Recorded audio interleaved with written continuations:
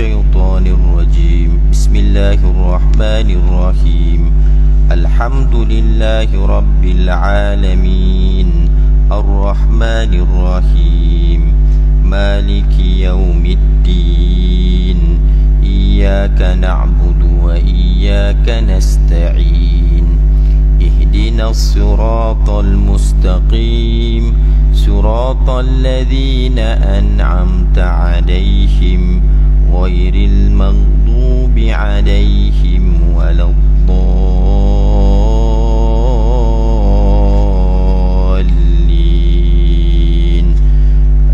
آمين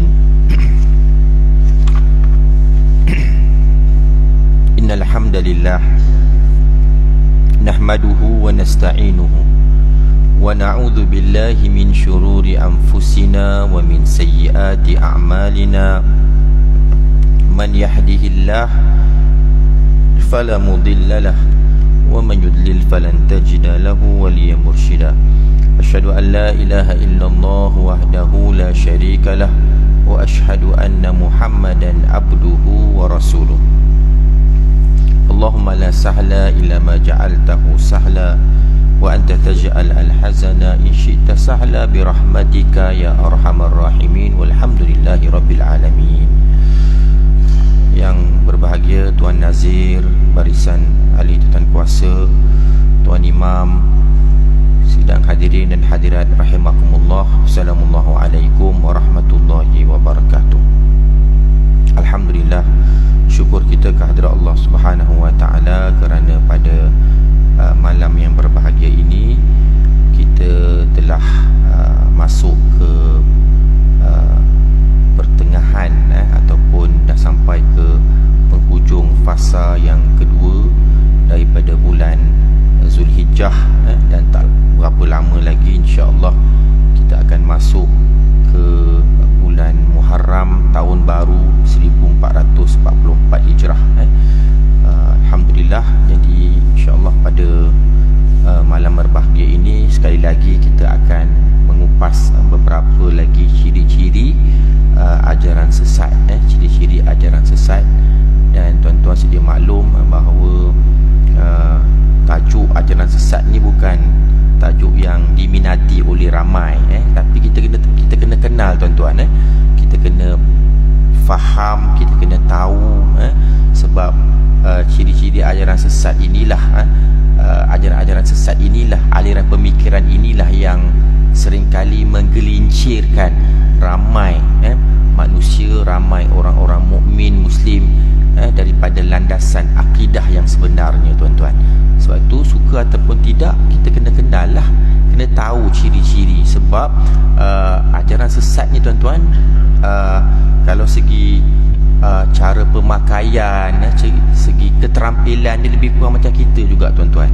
Mereka juga kadang-kadang solat juga sama-sama kita, pakai kopiah, jaga sunnahnya, tapi tindak tanduk mereka, pemikiran mereka, asalnya pemikiran lah, pemikiran itu yang membentuk cara tindakan mereka yang tergelincir daripada akidah, ataupun yang melanggari akan sunnah baginda Nabi sallallahu alaihi wasallam.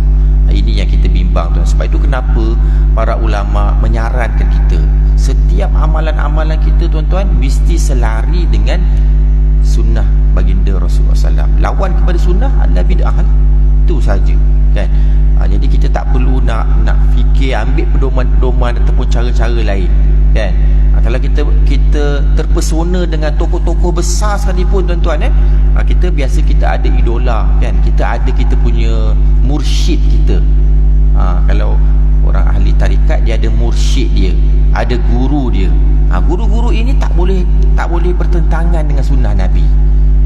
Sebab Nabi Ar-Rasul baginda Muhammad sallallahu alaihi wasallam adalah guru kepada segala tuan-tuan guru tuan-tuan. Sebab dia mendapat wahyu daripada Allah, dan daripada wahyu itulah diambil oleh para sahabat, diikuti oleh para tabi'in. Jadi maknanya jikalau ada tindak tanduk, jikalau ada tindakan, perlakuan ataupun ucapan daripada mana-mana guru, mana-mana manusia sekalipun yang bertentangan dengan ajaran Nabi, maknanya di situ ada masalah. Itu yang kalau kita lihat baru-baru ni kita lihat banyak diperbincangkan tentang berkenaan dengan tarikat tarikat Naqsyabandi yang tiba-tiba diperbincangkan semula. Kita lihat apa ni, munculnya peribadi ataupun figure-figure tertentu yang membawa ajaran-ajaran nampak macam Islam, tapi mengaku bahawa dirinya Nabi, mengaku mengkritik baginda Nabi Muhammad sallallahu alaihi wasallam. Ini juga antara masalah yang perlu kita lihat. Dan juga kita juga digemparkan baru-baru ni satu festival Bon Odori, Bon Odori, satu festival yang tiba-tiba menjadi satu isu hangat diperbincangkan. Kerana apa? Dikatakan festival ini tidak sesuai disambut oleh orang Islam. Benda ni masih lagi dibahaskan, walaupun ada ramai membagi pandangan, namun di Selangor ini perkara ini belum dimuktamadkan. Malah festival ni baru berlangsung baru-baru ni kan, 15 Julai kalau tak silap, 15 ke 16 Julai kan. Dan saya dimaklumkan ramai juga ada juga ustaz dan penguatkuasa berada di festival tu, melihat apakah antara ciri-ciri yang bertentangan dengan akidah. Apakah festival itu melanggari syariat kita ataupun tidak. Begitulah tuan-tuan, sebelum kita nak buat sesuatu kenyataan, sebelum kita nak buat satu fatwa ataupun hukum, kita tak boleh hearsay, tak boleh hanya mendengar melalui dimaklumkan oleh pihak kedua ke pihak ketiga, ataupun kita hanya baca daripada surat khabar, daripada benda-benda yang ditulis media sosial. Tak cukup tuan-tuan, mesti kita berada di majlis tersebut, melihat sendiri. Barulah kita menjadi sumber pertama kan. Barulah kita boleh buat kajian. Dan baru-baru ni juga tuan-tuan puan-puan rahimakumullah, kita juga digemparkan dengan tindakan seorang wanita muslimah yang berani mengeksposkan dirinya di tengah-tengah khalayak ramai yang saya yakin mereka ni bukan orang-orang soleh. Tiba-tiba beliau menanggalkan hijabnya di tengah-tengah ramai tuan-tuan. Ini juga sebenarnya satu cabaran baru tuan-tuan. Biasanya sebelum ni kalau kita dengar yang mengkritik agama kita ni, yang menghina agama ni tuan-tuan, di kalangan mereka yang bukan agama kita, non-muslim, mungkin kerana dia tak faham kan, jadi dia mengkritik Ini tidak, ini datang daripada fenomena baru tuan-tuan, datang daripada anak-anak kita tuan-tuan, golongan belia yang datang daripada sulbi kita semua tuan-tuan. Ini satu cabaran besar. Yang muslimah yang mendakwa bahawa menghafal 15 juzuk, maknanya bila 15 juzuk ni dia nak menggambarkan dia ni seorang yang beragama lah kan. Dan pakai tudung, tiba-tiba dia menanggalkan di khalayak ramai. Dan pastinya khalayak ramai itu semuanya di kalangan mereka yang fasad tuan-tuan, sebab semua bersorak seronok dengan tindakan tersebut. Ini juga tuan-tuan antara ciri-ciri juga macam mana boleh seorang muslimah, anak seorang muslimah yang dikatakan menghafal Quran, tiba-tiba melakukan tindakan seperti ini. Tuan-tuan mungkin marah saya pun kadang-kadang marah juga kan. Tapi bila tengok 2-3 kali, kita lihat, ya Allah, kesian budak ni. Apakah tindakan yang menyebabkan dia tergamak melakukan perkara tersebut? Ini antara isu-isu tuan-tuan yang tak pernah berhenti tuan-tuan. Dan kita perlu tangani isu ni dengan bijaksana agar dia tidak menjadi-jadi sehingga menyebabkan menjadi satu gerakan pula tuan-tuan, gerakan memperlekeh dan menghina agama kita tuan-tuan. Jadi bila kes wanita ni tuan-tuan, dia tak berhenti situ. Ada 2-3 kes pula lepas tu berlaku kan. Orang mencaci, memperlekehkan Nabi, marahkan agama Islam, orang Islam juga tuan-tuan, dan sampai memperlekehkan baginda Nabi sallallahu alaihi wasallam. Ini antara yang saya rasa perlu ada satu penjelasan, kita perlu sensitif dengan isu-isu seperti ini. Jadi tuan-tuan dan puan rahimakumullah, antara ciri yang kita akan bincangkan pada malam ini, ciri yang kelima daripada 40 ciri-ciri ajaran sesat, iaitu ciri memperlekehkan Nabi, memperlekeh atau menghina baginda Nabi sallallahu alaihi wasallam. Seperti mana yang tuan-tuan maklum bahawa Nabi dan Rasul adalah manusia pilihan Allah Subhanahu wa taala. Nabi ni dia manusia biasa betul, tapi dia ada satu perkara yang istimewa yang Allah kurniakan kepada dia, iaitu maksum, ismah, sifat ismah tu tuan-tuan. Sifat ismah ni satu sifat yang menjaga, protect Nabi daripada perkara-perkara yang boleh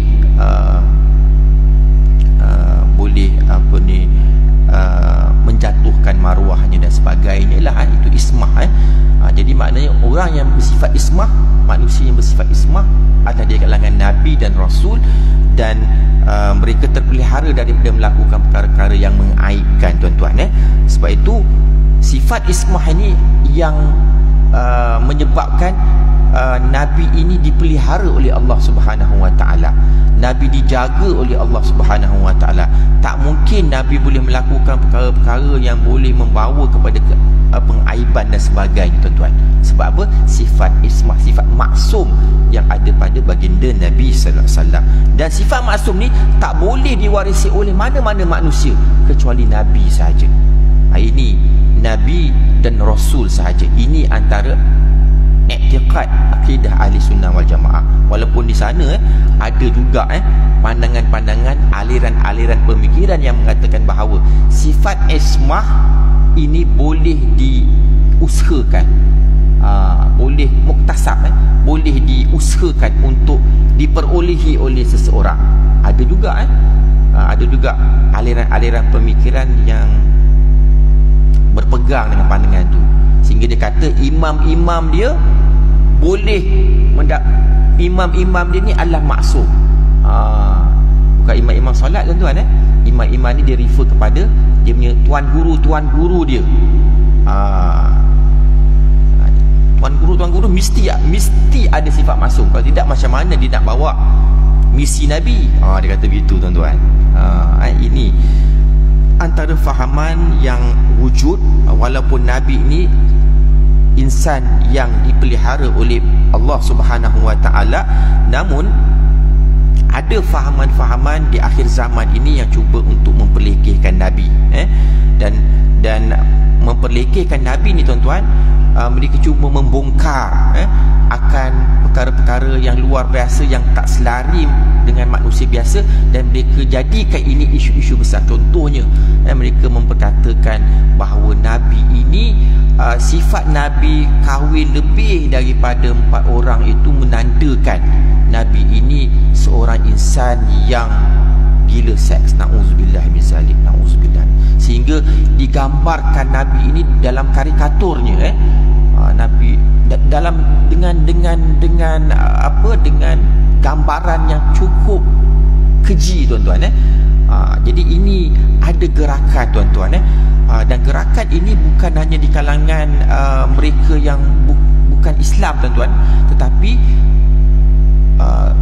pemuda-pemuda Islam juga dah mula untuk untuk mengikuti gerakan ini tuan-tuan. Ini yang kita bimbang tuan-tuan. Sedangkan kalau kita lihat, Allah Subhanahu wa taala berfirman menceritakan tentang Nabi akhir zaman, khusus kepada Nabi Muhammad sallallahu alaihi wasallam, diabadikan dalam surah Al-Hujurat tuan-tuan, di mana Allah Subhanahu wa taala berfirman, ya ayyuhalladzina amanu la tarfa'u aswatakum fawqa sautin nabi wala tajharu lahu bil qawli kajahri ba'dikum li ba'din an tahbata a'malukum wa antum la tash'urun.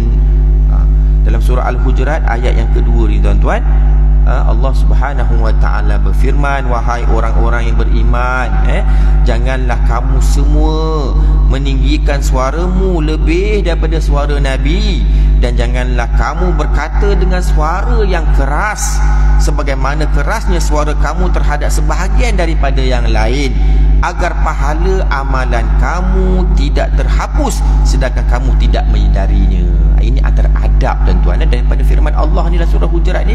Jelas kita lihat bagaimana Allah Subhanahu wa taala mendidik hamba-hambanya agar beradab dengan Nabi. Kan banyak lagi ayat-ayat hadis-hadis Nabi menceritakan bagaimana perlu kita ta'addub dengan Nabi sallallahu alaihi wasallam. Saranan kita untuk menjaga tertib kita kepada baginda di hadapan baginda Nabi SAW, sehingga para sahabat ditegur agar jangan mengangkat suaranya melebihi daripada suara Nabi, jangan mengganggu Nabi SAW. Kalaulah sampai begitu sekali Allah didik hamba-hambanya beradab dengan Nabi, ini kan lagi kita nak menghina Nabi, memperlekehkan Nabi. Tuan-tuan jadi sebab tu tuan-tuan puan-puan rahimakumullah, kita kena didik generasi kita dengan adab Al-Quran. Bila kita didik generasi kita dengan adab Al-Quran, kita akan lalui akan tata susila yang perlu kita jaga. Antaranya tata susila yang kita kena jaga di hadapan baginda Nabi SAW. Masalahnya bila kita meninggalkan Quran, kita mengasingkan diri kita dengan Al-Quran, kita hanya jadi Al-Quran ini hanya bahan bacaan sahaja untuk ditilawah tanpa kita mengambil manfaat daripadanya, menyebabkan kita tak tahu, tak faham, tergamak kita untuk mencerca Nabi SAW. Ini generasi yang meminggirkan Al-Quran sehingga menyebabkan mereka terjerumus dalam ajaran-ajaran sesat. Sebab itu tuan-tuan puan-puan rahimakumullah, dalam nas Al-Quran yang menekan akan aspek adab kita dengan Nabi Muhammad SAW, kenyataan atau tindakan yang cuba memperlekehkan Nabi ini merupakan satu tindakan yang salah dan menyeleweng lah. Dan jadi maknanya kat sini tak boleh. Kalaulah dalam ayat ini menyuruh kita untuk beradab dengan Nabi, ini kan lagi kalau kita mengkritik Nabi sallallahu alaihi wasallam. Dan antara fahaman-fahaman yang saya sebut sebentar tadilah, antaranya mempertikaikan bilangan isteri Nabi yang melebihi daripada 4 orang. Sedangkan Nabi kita kena faham ini adalah khususiah Nabi SAW. Dan Nabi bukan kahwin dengan anak-anak dara tuan-tuan. Nabi kahwin dengan janda-janda. Malah Nabi berkahwin dengan janda-janda ini sebenarnya untuk apa? Untuk agar menjadi contoh, agar dengan perkahwinan Nabi dengan mereka ini menyebabkan sebagai satu dakwah kepada kabilah itu untuk masuk Islam tuan-tuan. Jadi misi ini misi yang mulia, dan ini merupakan satu khususiah Nabi sallallahu alaihi wasallam. Juga ada fahaman yang mempersoalkan pernikahan Nabi sallallahu alaihi wasallam dengan Sayyidatina Aisyah. Dikatakan Nabi ni pedofilia, na'udzubillah min zalik, suka kepada budak-budak kecil dan sebagainya. Ini yang pelik tuan-tuan. Yang saya rasa tak sepatutnya ni, kerana isu-isu ini ditimbulkan oleh orang-orang Islam sendiri tuan-tuan. Mereka yang melafazkan syahadah sendiri menimbulkan isu-isu ni tuan-tuan. Sedangkan kalau kita tengok, ramai juga mereka yang bukan beragama Islam, contohnya mereka yang beragama Kristian, tidak mempersoalkan aspek-aspek ini tuan-tuan, sehingga mereka meletakkan Nabi Muhammad SAW sebagai manusia yang terhebat, the most influential person, 100 antara figure yang terhebat di dunia ini tuan-tuan. Daripada 100 orang yang dikaji oleh Michael Hart tuan-tuan, diletakkan baginda sallallahu alaihi wasallam sebagai insan yang pertama tuan-tuan. Cuba kita bayangkan seorang Kristian menobatkan Nabi kita. Dia tak letak Saint Paul, dia terletak figure-figure Kristian yang lain. Dia tak letak Mother Teresa tuan-tuan. Mother Teresa ni antara tokoh-tokoh pujaan orang-orang Kristian, tapi dia terletak Mother Teresa sebagai orang yang pertama daripada 100 orang ni. Diletak Nabi Muhammad, Muhammad sallallahu alaihi wasallam. Jadi kita pelik tuan-tuan, kalaulah orang yang bukan Islam boleh melihat kehebatan, kesejahteraan yang ada pada Nabi sallallahu alaihi wasallam, kenapa ada segelintir manusia yang Muslim ini, yang melafazkan syahadah ini, cuba untuk meng-highlight isu-isu ini tuan-tuan. Baik, kemudian tuan-tuan, ada juga fahaman yang mempelekehkan hadis, yang menyimpan janggut. Dia petikaikan, dia rimas, dia kata janggut ini bukannya sunnah, janggut ini diibaratkan seperti seekor haiwan kambing, dia katakan. Dia menyamakan, dia tak suka orang simpan janggut, tapi tak suka tu sampai tahap dia mempelekehkan Nabi. Tuan-tuan lihat juga tadi, baru-baru ni kan ada video yang viral, ada seorang manusia, seorang daripada belah-belah Terengganu kan, yang marah sangat dengan Rasulullah ni, sampai dia kutuk, dia hina Nabi SAW. Ya Allah, sedih kita. Benda ni tak berhenti tuan-tuan. 2-3 kes berlaku tuan-tuan selepas tu. Nak menunjukkan mempelekehkan agama, mempelekehkan Nabi SAW perlu dihentikan tuan-tuan. Sebab tu masalahnya kita tuan-tuan, bila timbul isu-isu seperti ini tuan-tuan, kadang-kadang kalau zaman dulu tuan-tuan, bila ada ISA, senang tuan-tuan, ISA dia tangkap terus, dibincangkan bila dah dalam tahanan tu baru kita bincang. Tapi sekarang ni bila tidak ada satu undang-undang khusus untuk menangani isu-isu seumpama ini, maka mereka mula untuk bermaharaja lela tuan-tuan. Malah kalau tuan-tuan lihat wanita yang menghina agama tu pun dapat sokongan daripada luar, sampai kutipan sampai berpuluh ribu pula sekarang. Seolah-olah digambarkan ada gerakan khusus untuk mempertahankan perjuangan dia tuan-tuan. Ini yang kita sedih tuan-tuan. Sebab itu tuan-tuan puan-puan rahimakumullah,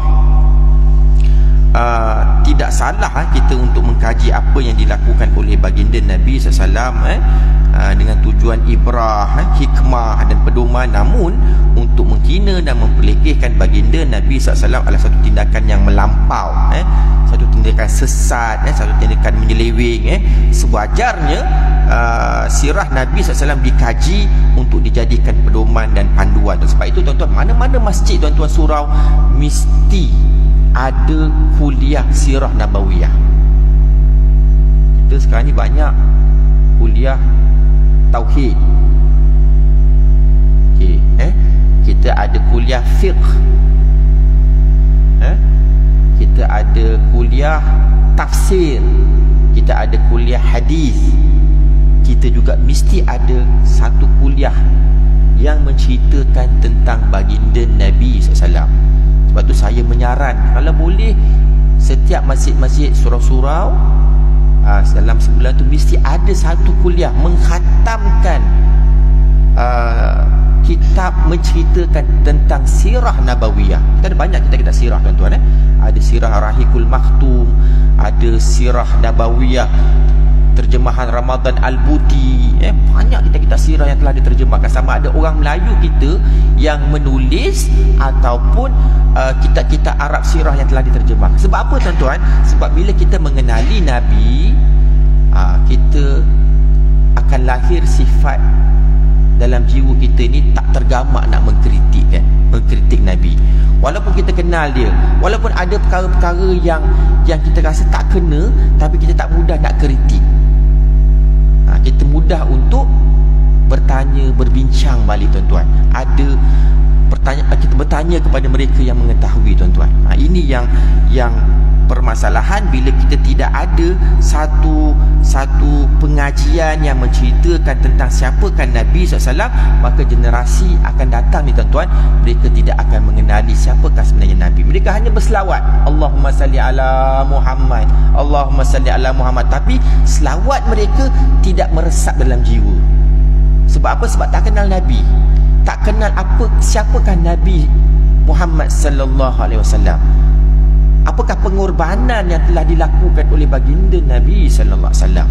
Nabi ini bukan sekadar seorang spiritual leader. Nabi ini bukan dipaparkan sebagai insan yang hanya mengajak manusia daripada minazulumati ila nur saja, tapi Nabi SAW juga adalah seorang pemimpin. Nabi SAW juga seorang suami yang very loving dengan isterinya. Nabi SAW juga adalah sebagai seorang ayah yang cukup rahmah dengan anak-anaknya. Allahu Akbar walillahil hamd. Jadi Nabi ni sebagai seorang tokoh yang tak boleh kita nak cari kelemahannya, tuan-tuan. Sebab apa, tuan-tuan? Sebab Nabi, baginda Nabi SAW adalah seorang insan yang maksum, yang dijaga oleh Allah SAW daripada semenjak dia kecil lagi, tuan-tuan. Sebab tu kita kena kenali Nabi, tuan-tuan. Macam mana nak kenali Nabi? Bukalah kitab, buku-buku yang menceritakan tentang Nabi. Sebab tu sirah kan, kita sebut sirah nabawiyah itu bermaksud apa? Makana alaihi Nabi sallallahu alaihi wasallam min maulidihi ila an wafatihi Nabi sallallahu alaihi wasallam. Apa yang berlaku pada Nabi daripada mula dia dilahirkan sampai dia menghembuskan nafas yang terakhir. Daripada setiap detik, tuan-tuan, para ulama kaji, cari daripada mula Nabi dilahirkan, setiap detik, saat, setiap hari, setiap tindakan, setiap event yang melibatkan Nabi, mereka kumpulkan. Daripada Nabi kecil dilahirkan sebagai yatim piatu, umur kemudian bila umurnya 4 tahun masuk 5 tahun, beliau umurnya 6 tahun ditinggalkan pula oleh ibunya. Umur 6 tahun dia jadi yatim piatu, tuan-tuan. Diambil pula, dipelihara oleh atuknya Abdul Muttalib selama 2 tahun. Di situlah Nabi dalam usia muda, Nabi mempelajari sifat-sifat kepimpinan yang terserlah pada atuknya. Atuknya ni macam YB, tuan-tuan, Sayyidul Qaum, penghulu kota Mekah. Setiap hari keluar menyelesaikan masalah ummah, diiringi oleh anak-anaknya. Dalam keadaan menyelesaikan masalah ummah ni, berbincang dan sebagainya, cucunya yang dia sayangi kerana tidak berayah, tidak beribu ni sentiasa mendampingi beliau. Dan di situlah cucu ini mempelajari sifat-sifat kepimpinan, bagaimana nak menyelesaikan masalah dan sebagainya yang terselah yang dilakukan oleh atuknya itu, tuan-tuan. Jadi tuan-tuan lihat, Nabi ni insan yang hebat. Lepas tu tak mungkin boleh kita mempelikikannya, tak mungkin boleh kita menghina ni, tuan-tuan. Orang yang menghina ni, tuan-tuan, orang yang bermasalah. Baik. Jadi tuan-tuan, Nabi Muhammad SAW adalah Rasul utusan Allah. Nabi menyampaikan wahyu Allah dan mengajar agama Islam. Tindakan dan tutur kata Nabi dipimpin oleh wahyu. Jika ada kesilapan ijtihad, wahyu Allah akan segera memperbetulkannya. Banyak tuan-tuan lihat kan dalam surah At-Tahrim kan, Allah berfirman, lima tuharrimu ma ahallallahu lak tabtaghi mardata azwajik, kan, dalam permulaan surah Tahrim kan. Bagaimana Allah menegur, memperbetulkan, mengislah Nabi tak kala Nabi nak mengharamkan madu kan. Kerana apa? Salah seorang isterinya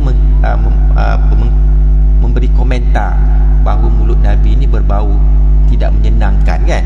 Tapi tindakan itu diperbetulkan oleh Allah Subhanahu Wa Taala. Sebab tu Nabi ni maksum.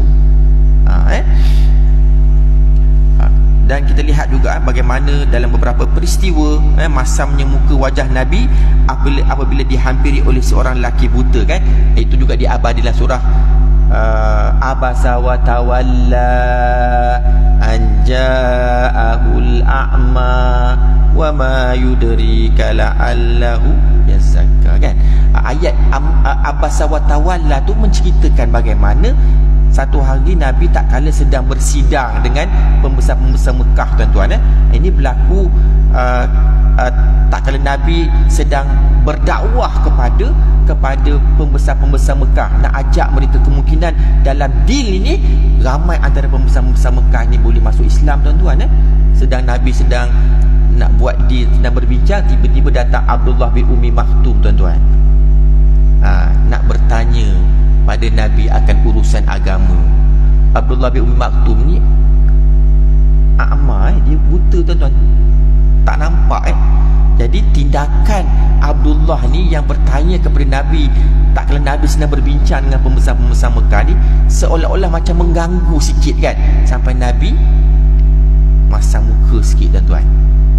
Abasa wa tawalla, dan Nabi mengalihkan wajahnya pada Abdullah bin Ummi Maktum. Ini bukan kebiasaan Nabi, tuan-tuan. Nabi ni biasa bila jumpa para sahabat dengan wajah yang ceria, melayan. Tapi Nabi juga manusia biasa. Bila berlaku perkara tersebut, Nabi terasa macam seolah macam diganggu. Nabi alihkan. Tindakan Nabi itu ditegur oleh Allah, diislah oleh Allah. Turun ayat khusus kepada Nabi.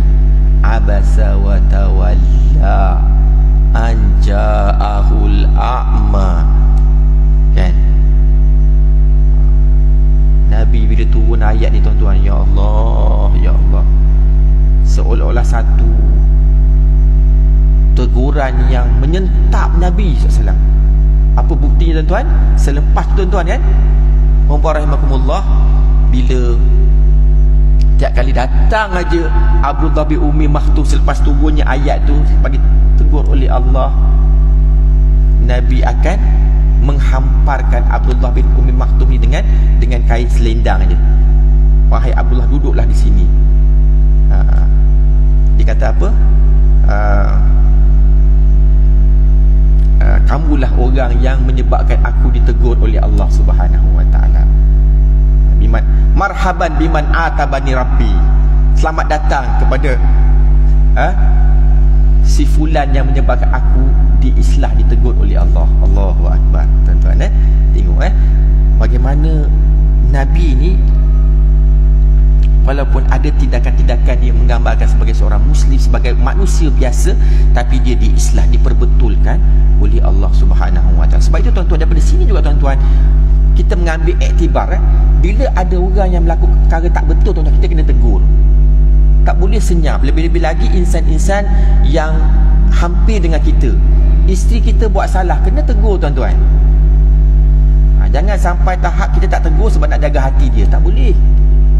Anak-anak kita yang kita sayang, tuan-tuan, anak kita buat kesilapan, buat kesalahan, kena tegur.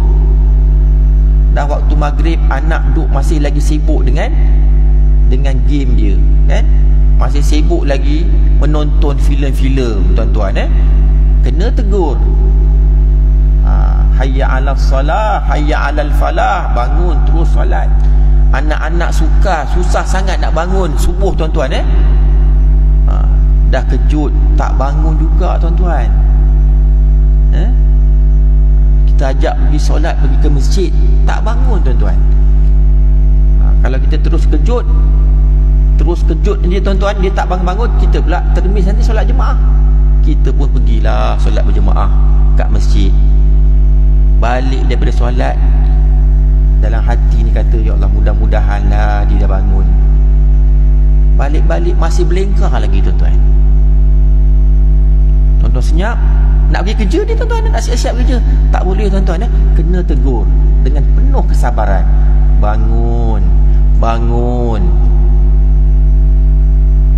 Kalau tegar juga, tuan-tuan, tuan-tuan talkin kat telinga dia. Pernah tak talkin kat telinga anak-anak kita?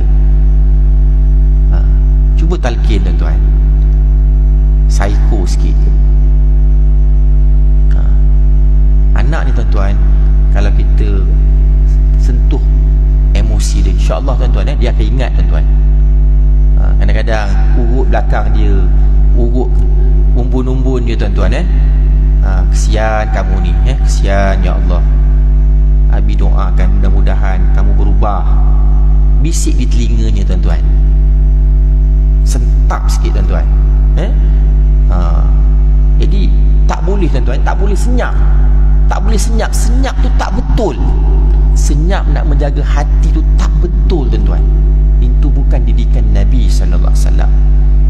Jadi tuan-tuan puan-puan rahimakumullah, daripada sini tuan-tuan kita lihat bagaimana Rasulullah sallallahu alaihi wasallam seorang insan yang hebat dan banyak contoh dan qudwah amaliyah yang dipaparkan kepada generasi akhir zaman ini, dan tidak mungkin boleh kita memperlekehkan dan mempersoalkan akan tindakan-tindakan beliau tuan-tuan.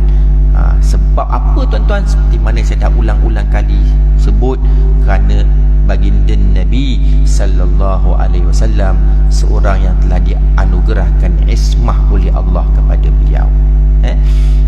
Jadi apakah tujuan tujuan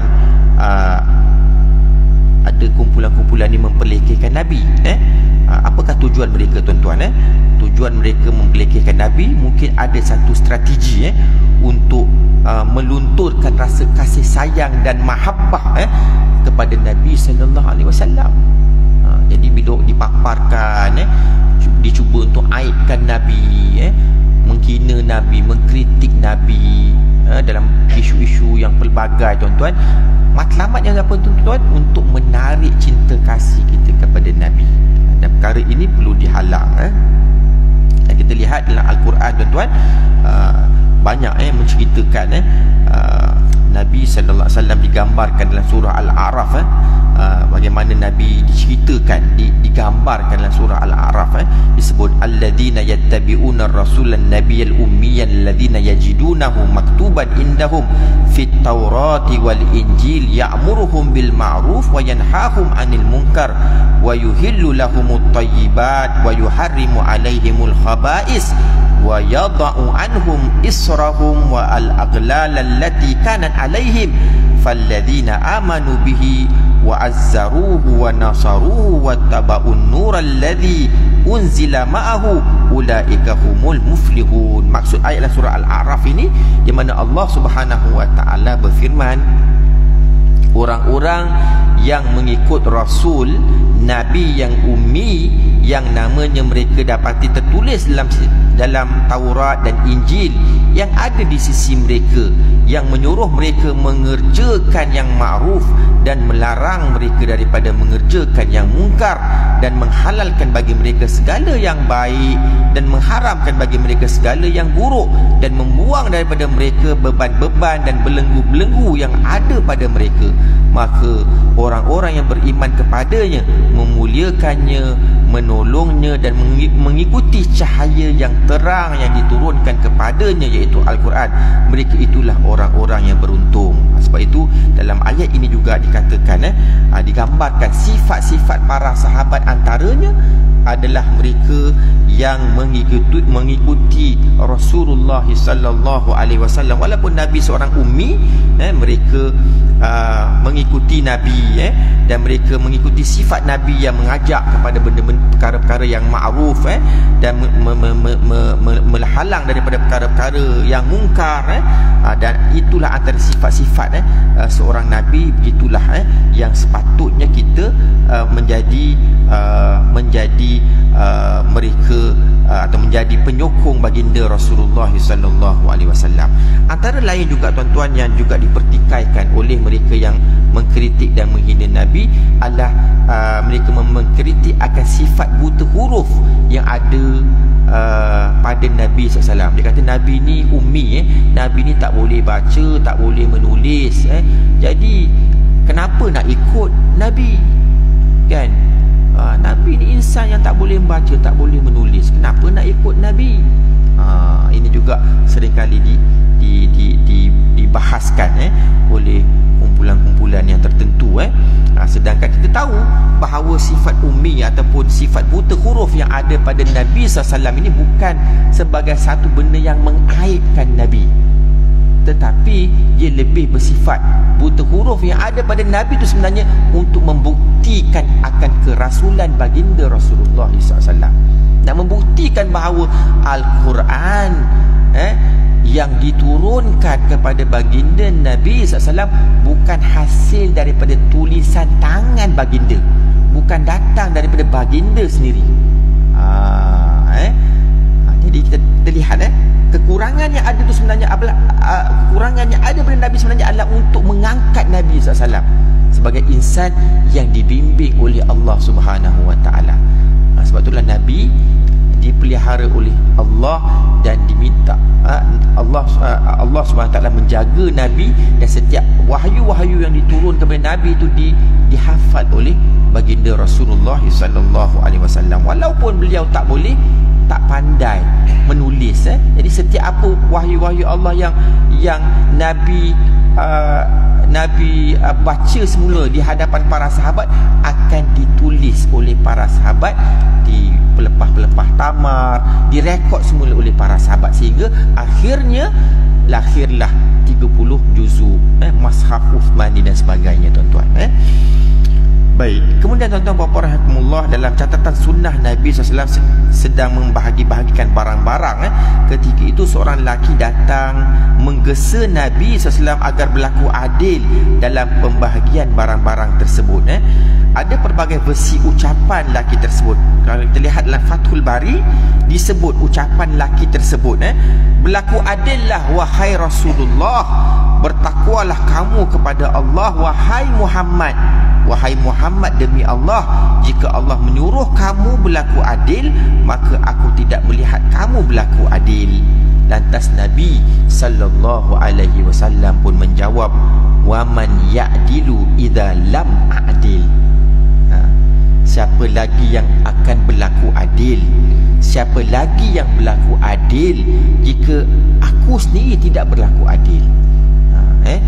Oleh itu kita lihat tuan-tuan puan-puan rahimakumullah, Nabi SAW adalah insan yang terselah padanya sifat-sifat murni, sifat-sifat makarimul akhlak, kerana beliau dipelihara, dijaga oleh Allah Subhanahu Wa Taala. Sebab itu tuan-tuan, wajib kita menghindari dan wajib kita lawan, tuan-tuan, protes mereka yang mempelekehkan baginda Nabi SAW.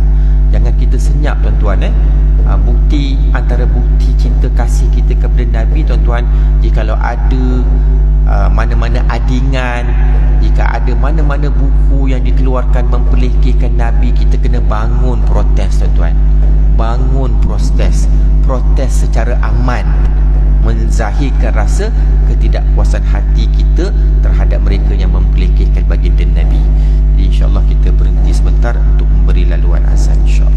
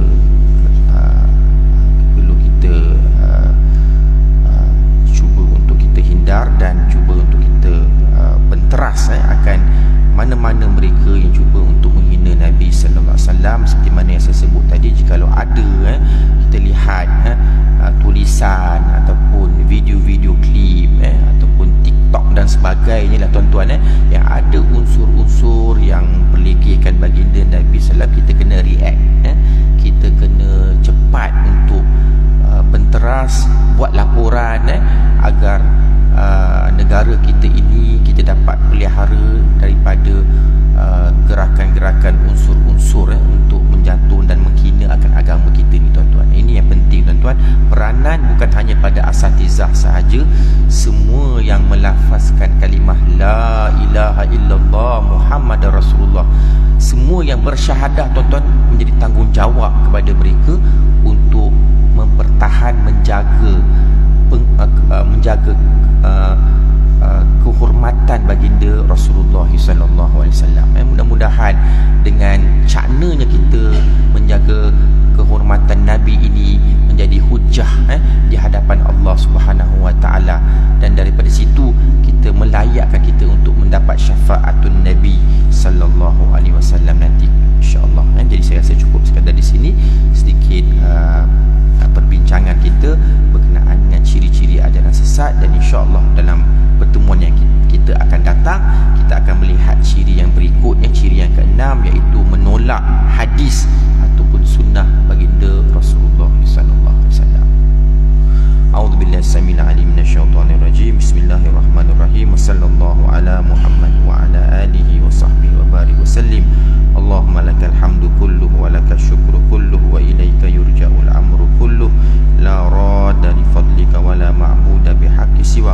Allahumma inna nas'aluka bi nuri wajhika alladhi asyraqat lahu as-samawati wal ard an taghfira lana dhunubana wa khatayana ya rabbal alamin. Allahumma ya rabbana atina fid dunya hasanah wa fil akhirati hasanah wa qina azaban nar. Wa sallallahu ala Muhammad wa ala alihi wa sahbihi wa barik wa sallim.